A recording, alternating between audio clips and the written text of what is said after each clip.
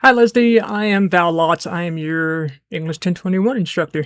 And I saw your comment about, really feeling like the organization for this paper was off and you weren't sure why that was and you weren't sure exactly what to do about it. So I'm going to show you how that happened and hopefully it'll help you in the future for the papers that you write to avoid that, okay? We have a couple of different ways that we can approach a paper, but the main thing is you want to have a thesis where you state claims that you can actually prove by using research from other people. And the way that this argument was set up was that you're trying to prove that people should have values and that they should care. Can we make people have values? Can we make them care just by giving them information? People can have all the information in the world and still choose not to care, right? There are some people who are just apathetic, and there are other people who think that if it's gonna cost them money, they absolutely will not be invested whatsoever, right? So, here's what happened with your introduction. When I was reading through it, I came across this line, and this to me felt like a defendable thesis.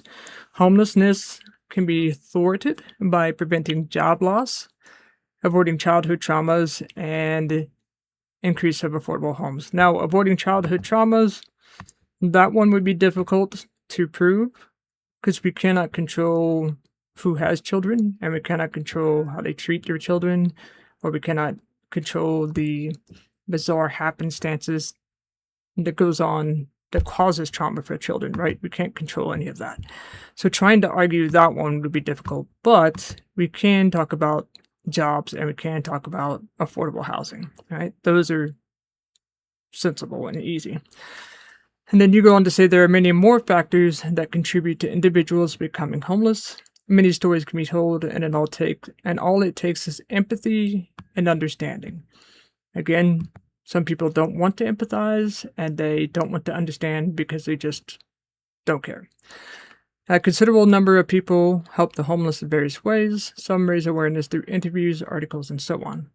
Positive results have also come from homeless facilities and organizations. If everyone contributes to helping the homeless, faster and more effective results will be achieved.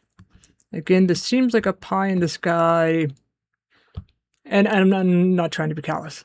I'm saying if the goal here is to get other people on board, this seems a little bit almost too kumbaya for most people, right? They're going to be like, what if I don't want to do that? Yeah. You know how people can be. So, homelessness, this was actually your thesis. I'm going to take the strike throughout.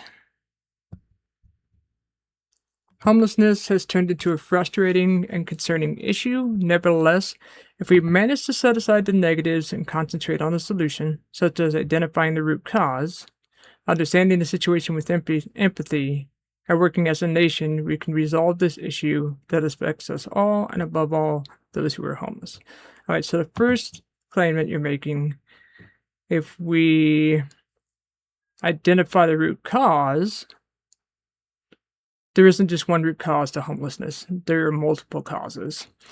And even if we identify the root causes, is that going to fix the problem? Is that really a claim that you can make and that you can prove?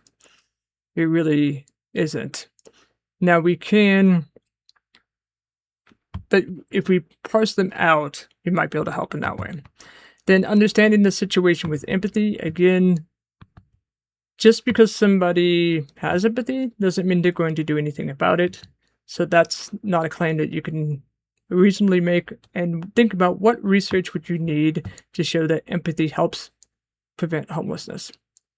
You can show that certain people, because they've been homeless, have started nonprofits that help people who are homeless. Great. But that doesn't help people who've never been homeless and have no idea what that's like to care, right? You see what I mean?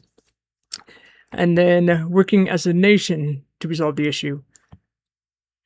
When has our nation worked together on much of anything? I mean, even when it comes to school shootings, we haven't had a cohesive strategy for how to prevent school shootings, right? So it it has to be realistic and not idealistic. Make sense? Right. So this is my proposal is that you would change your thesis to what was stated before, but I modified it a little bit to say homelessness. Thwarted is just a word I can't say. Homelessness can be minimized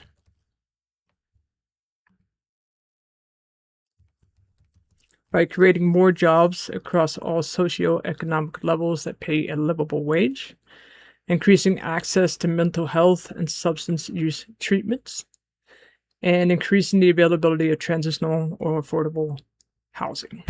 Okay. If we said those things, now ask yourself, can I prove that there is a need for more jobs across all socioeconomic levels that pay a livable wage? Yes, you can prove that. Can I prove that many of the people out on the streets have substance abuse issues and mental health issues? Yes, you can. And then can you prove that there is a need for transitional housing or affordable housing due to the rising cost of housing right now? Yes, you can prove that as well. Then by proving these things, you can show that there is a reasonable way forward and people will do what they think is reasonable. Does that make sense? All right. So I changed your topic sentences because your topic sentence has to be something that you can prove. All right. So homelessness can be minimized by creating more jobs across all socioeconomic levels that pay a livable wage. Now, will this be true coming up with AI? I don't know. But luckily, we don't have to get into that just now. However, your topic sentence, any misfortune, conflict, or nonconformance can always be solved by identifying the core issue. Again, can you prove that? Has there ever been an issue where we identified the core issue and actually agreed to do something about it across the board? That's a lofty statement, and it's difficult to prove, okay? It's, again, an idealized statement. So you don't want to get into idealism. You want to deal in facts. So you want to shift this from a values argument to a factual argument. Because it's hard to argue with facts, but people's values conflict all the time. That's why we're so polarized as a nation right now. There are lots of conflicting values, right? So for me, I would suggest that I'm going to tell you, because right now this paper only has 2 sources in it. It's supposed to have 3 or more.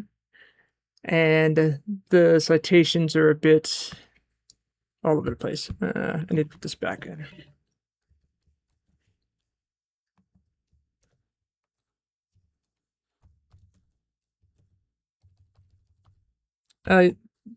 Your paper, for the most part, is in MLA format, but then this citation happened to sort of be an APA format. So I'm going to tell you about this. When you mention the author's name, you don't need to have their name in the in-text citation. You mentioned this author twice, though. So Mary Brosnahan shares a brief history about homelessness. Among many reasons, she outlines how, see if I can take all of that out. Longtime residents were pushed out of previously affordable communities due to the J51 tax abatement program. Okay, now I don't need her last name. We don't put a comma in between the author and the page in MLA anyway. So if there was Smith, it would just be Smith 12 or Brosnahan 12 with no punctuation. Okay, just so you know. All right, so there's that one. So now I added your other topic sentence, another potential solution to help with the homelessness situation. So I'm not saying it's going to solve it, but it could help with it, is to increase access to mental health and substance use treatment. Okay. Substance use treatment centers are highly expensive. So that could be part of the issue for many of these people. Mental health, a lot of people who are homeless, we know, are people off their meds who are schizophrenic. And other people, just depression, they were unable to work, so they lost their homes. So if people had greater access to mental health and perhaps there was less of a stigma, but arguing about stigma, again, trying to elicit this as a values argument and getting people to care because it's, it's sad, it's unfortunate that people are, but in facts, like if we offered mental health and substance use treatment, it would help take this percentage of people off the streets, or it could potentially help. That is an argument that people can usually get behind. I hope that makes sense. Um, and then the last one I had is creating more transitional or affordable housing can help individuals whose pay cannot compete with the current rate of inflation. I would situate the whole argument just in Colorado, so you're not looking at it nationwide, but we're looking at it at a state level. Understanding that inflation here, we can look at the statistics that show the cost of living has increased, I think, by 40% in the past 10 years. And the cost of housing, I think it's even higher than that. So those type of statistics, when and if you add it up, how much somebody makes at a single income household or a single parent household, what that looks like, and who can make it off of $30,000 a year? Like, it's just really unreasonable. It's insane right now. Those are things that you can definitely prove, and you want to argue what you can prove. And your thesis is always a claim. It's a statement that has to be proven, and it sets up your whole paragraph. Everything in this paragraph would be about creating transitional or affordable housing and what that would mean for getting people off the streets. Okay? That's the whole goal of it for the paper. All right. You want to have at least one source per paragraph. Otherwise, it just comes across as opinion spouting, and that's not really what you're going for. Again, the goal of the paper, you want it to be definitely in your voice, and the fact that you care about this issue is highly important. Please don't think that I'm minimizing that. I'm not. But how we go about convincing people is important.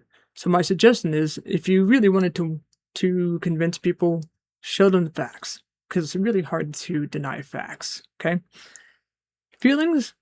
And if feelings were never an issue, then we'd never have a divorce, right? If feelings were easy to calibrate, there would never be people breaking up.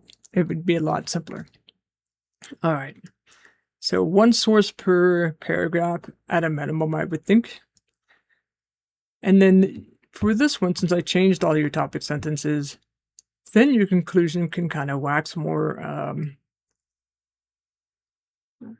I guess, empathetically or emotionally. I personally would stick with facts just to show, that this is not something you're trying to manipulate people into by making them feel bad, but because factually it would help if we got people off the streets. It would cost less than it cost having them out there on the street with all the different issues going on, right? All right, so for your works cited page, here's formatting. Right now, these are centered, and you want them to be left justified first.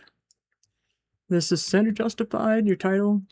Now left justified for this. That's what these mean. Left, center, right justified, full justified. Full justified is what you see, like you typically in Kindle books or any novel.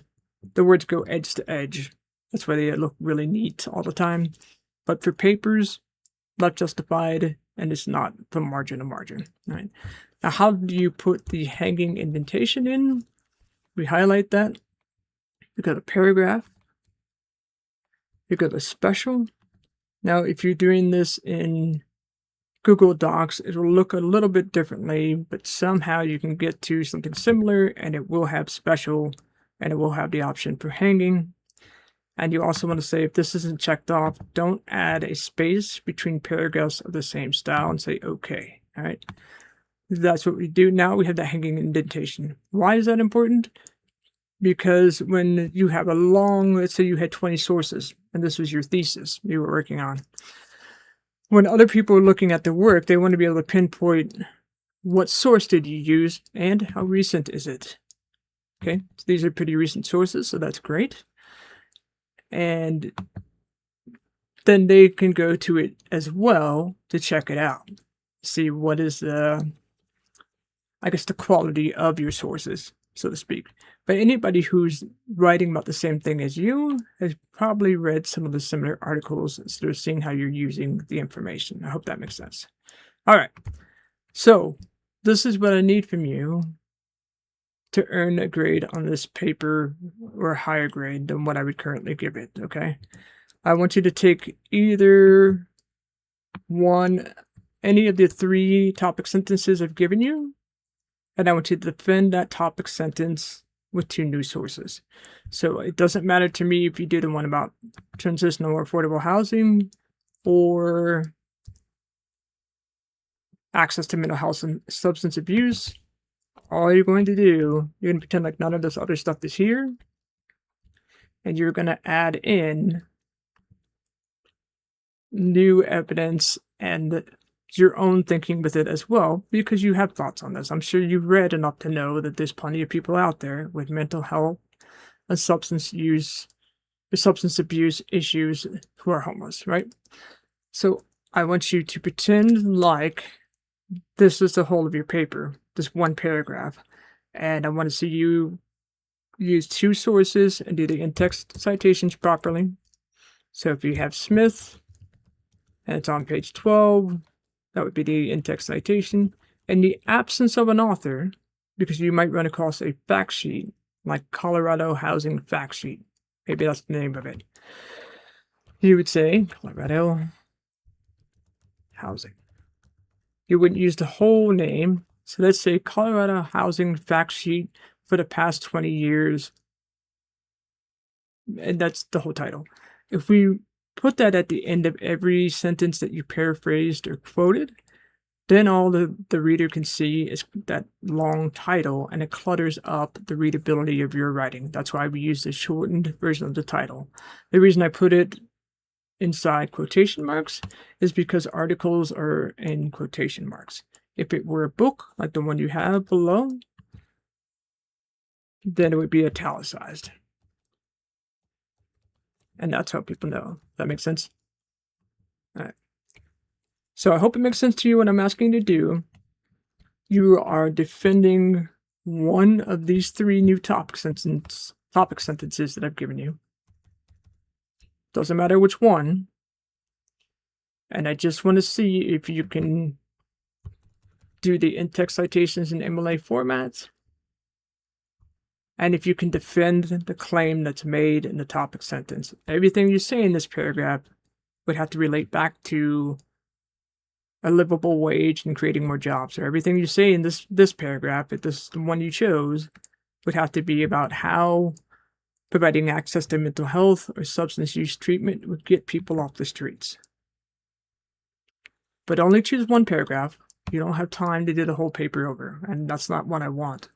The whole goal of this class is to make sure that when you head into your other classes, that you feel confident about citing and about the general structure of papers. And that's why I did this video for you, so that you can refer back to it if you need it later on. I hope this helped you, Leslie, and you're doing great. I mean, I know your intentions are really great, and I admire your passion.